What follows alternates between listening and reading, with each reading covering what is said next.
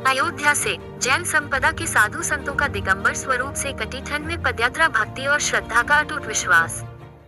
जहां जैन धर्म के विभिन्न संप्रदायों के साधु संतों का भव्य आगमन हुआ। इस अवसर पर नयाघाट से रायगंज स्थित जैन मंदिर तक भक्ति, अनुशासन और अहिंसा के संदेश के साथ एक भव्य शोभायात्रा निकाली गई। रामनगरी अयोध्या में उस समय भक्तिमय माहौल देखने को मिला जब जैन मंदिर के संप्रदाय से जुड़े साधु संत अयोध्या पहुंचे। साधु संतों के आगमन के उपलक्ष्य में नयाघाट से रायगंज स्थित जैन मंदिर तक भव्य शोभायात्रा निकाली गई। इस शोभायात्रा में जैन समाज के श्रद्धालु बड़ी संख्या में शामिल हुए, जहां ढोल नगाड़ों, धार्मिक जयघोषों और अनुशासित पदयात्रा के माध्यम से अहिंसा, शांति और धर्म का संदेश दिया गया। ये जन्मभूमि अयोध्या है। यहाँ के दर्शन करने के लिए हमारे दिगंबर जैन संत जो सारे देश में पद विहार करते हैं, पैदल चलते हैं, और हमारे दिगंबर साधु जो पूर्ण रूपेण नग्न रहते हैं, 5 महाव्रतों का पालन करते हैं। ऐसे आचार्य वसुनंदी आचार्य आज अपने संघ सहित लगभग 30 साधु हैं। दिगंबर जैन मुनि हैं, आर्यिकाएँ हैं, क्षुल्लक हैं, क्षुल्लिका हैं। उनका संघ दिल्ली की ओर से विहार करते हुए आज अयोध्या पहुंचा है। पूज्य गणनी ज्ञानमती माता जी तो यहाँ अयोध्या में विराजमान हैं। उनका और दोनों संघों का आज यहाँ पर मंगल मिलन हुआ। पूज्य आचार्य महाराज जितने हमारे दिगंबर मुनि हैं, इस सर्दी के अंदर भी प्रातःकाल और दोपहर दोनों समय पद विहार करते हुए, जैसा कि आपने अभी देखा है, आ रहे हैं। और उनकी यात्रा सम्मेद शिखर जो झारखंड में है, वहाँ तक की यात्रा करने के लिए प्रस्थान किया है इन्होंने। तो बीच में अयोध्या के दर्शन, ये हमारे 5 तीर्थंकरों की जन्मभूमि है। यहाँ के दर्शन भगवान राम की जन्मभूमि, उसको भी देखने का सभी लोगों को दिखाया जाएगा। तो ऐसे स्थान पर आज ये महाव्रतों का पालन करने वाले, 28 मूल गुणों का पालन करने वाले, हमेशा दिगंबर अवस्था में रहने वाले और 24 घंटे में एक बार भोजन करते हैं, ऐसे संतों का आज अयोध्या की नगरी में, भव्य नगरी में आगमन हुआ। तो ये यात्रा हो रही है, किस लिए हो रही है? ये यात्रा अहिंसा धर्म के प्रचार के लिए है। अहिंसा, सद्भाव, ये हमारे जैन संतों का उद्देश्य रहता है कि धार्मिक सहिष्णुता हो। आपस में सभी धर्मों के अंदर कुछ न कुछ अच्छाइयाँ होती हैं, इसलिए हम सब लोग मिल करके, चाहे हम हिंदू हैं, जैन हैं, बौद्ध हैं, जो भी हैं, जो भारत के निवासी हैं, सभी लोग, सभी का लक्ष्य एक ही है।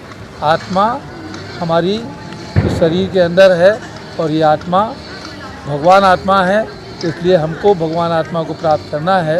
तो अहिंसा का प्रचार, शाकाहार का प्रचार, सहिष्णुता का प्रचार, आपस में सद्भाव का प्रचार, इसी के लिए यात्रा करते हैं। आज अयोध्या, इसके बाद कहाँ ये यात्रा जाएगी? ये यहाँ से वाराणसी, काशी होते हुए और राजगृही, पावापुर बिहार में है, करते हुए झारखंड में सम्मेद शिखर पहाड़ है। अयोध्या हमारे तीर्थंकर भगवंतों की जन्मभूमि है और सम्मेद शिखर निर्वाण भूमि है। तो ये जन्मभूमि से निर्वाण भूमि की यात्रा है। इस यात्रा के अगुवाई कौन करता है? इसमें कौन कौन लोग सम्मिलित हैं? इस यात्रा में हमारे श्रावक लोग, गृहस्थ लोग रहते हैं और वो रास्ते की सब पूरी व्यवस्था करते हैं। आज यहाँ इनका किस तरह का सम्मान सवाल, किस तरह इनका स्वागत सम्मान है? आज यहाँ पर जो भगवान ऋषभदेव दिगंबर जैन मंदिर है, यहाँ पर अभी पहुँचा है संघ और उनका यहाँ पर सम्मान किया। चलो, आज यहाँ पर एक जैन संत का आगमन हुआ है। जैन तीर्थ है ये, और 5 तीर्थंकर भगवान की जन्मभूमि अयोध्या है। इसकी यात्रा के लिए जैन संतों के आगमन हमेशा से यहाँ होते रहे हैं। और आज अब यहाँ पर पूज्य सर्वोच्च जैन साध्वी ज्ञानमती माता जी भी विराजमान हैं, और उनके निमित्त से बड़ा जीर्णोद्धार विकास का कार्य भी अयोध्या में जैन तीर्थ का हो रहा है। तो यहाँ पर आज हमारे बीच में हमारे देश के एक वरिष्ठ आचार्य श्री वसुनंदी जी गुरुदेव का आगमन हुआ है पूरे संघ के साथ में। लगभग 30 साधु संत हैं उनके साथ, पिछीधारी, और जो मोर की पंख लेकर के साधु बनते हैं वो हमारे पिछीधारी संत कहलाते हैं। तो वो लगभग 30 पिछियाँ हैं, जिसमें मुनि भी हैं, आर्यिका माता भी हैं, सभी लोग हैं। तो आज उनका आगमन हुआ है और ये अयोध्या तीर्थ की वंदना के लिए वो लोग आज पधारे हैं। लगभग श्रावस्ती से 6 दिन में यात्रा करते हुए यहाँ पहुँचे हैं। और मूलतः ये अहिछत्र में इनका चौमासा हुआ था, जो रामनगर मुरादाबाद के पास में है, वहाँ से यात्रा होते हुए आज यहाँ अयोध्या की वंदना के लिए पधारे हैं सब गुरुदेव। ये कई दिवसीय यात्रा है जो आज यहाँ पे पड़ाव उनका पड़ा है। ये यात्रा यहाँ से शम्मी शिखर झारखंड की तरफ जाएगी और वहाँ जाकर के सभी लोग शाश्वत तीर्थ से शाश्वत तीर्थ की यात्रा करके, अयोध्या चूँकि शाश्वत तीर्थ है और शिखर जी भी हमारा शाश्वत तीर्थ कहलाता है, वहाँ जाकर के सभी उस पहाड़ की तीर्थ की वंदना भी करेंगे। यात्रा तो बहुत होती है, लेकिन इस यात्रा से कितना लाभ जैन धर्म को पड़ेगा, कौन कौन सी चीज़ है? यात्राएं मूलतः आत्मकल्याण का मार्ग होती हैं। जो हमारे साधु संत पदयात्रा करते हैं, पूरे जीवन भर नग्न रहते हैं, दिगंबर रहते हैं और सारे परिश्रमों को सहन करते हैं। आज हम देख रहे हैं इतनी कड़ाके की ठंड होते हुए भी हमारे जो दिगंबर जैन संत हैं वो सभी लोग अपने निर्गंत अवस्था में सारी पदयात्रा कर रहे हैं और इससे लाभ ये होता है कि जन जन में जैन धर्म के सिद्धांत और आपसी प्रेम करुणा की भावनाएं जागृत होती हैं। हिंसा धर्म का जो आज कमी चल रही है पूरे देश के पूरे विश्व में, हम देख रहे हैं कि हिंसा का वातावरण हो रहा है, एक दूसरे के प्रति प्रेम के भाव में कमी हो रही है।